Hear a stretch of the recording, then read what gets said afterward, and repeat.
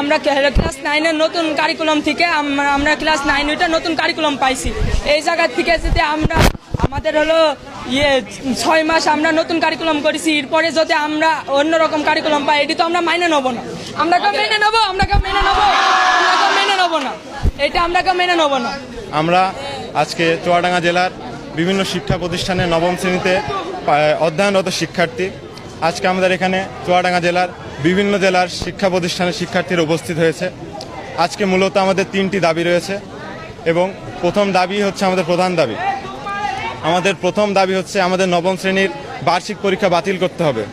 দ্বিতীয় দাবি হচ্ছে আমাদের এই 2025 সালের 1 জানুয়ারির মধ্যে আমাদের দশম শ্রেণীর পাঠ্যপুস্তক, এসএসসি পরীক্ষার সিলেবাস এবং পরীক্ষার মানবন্টন আমাদেরকে দিয়ে দিতে হবে। 1 জানুয়ারির পরে আমাদের আর কোনো নতুন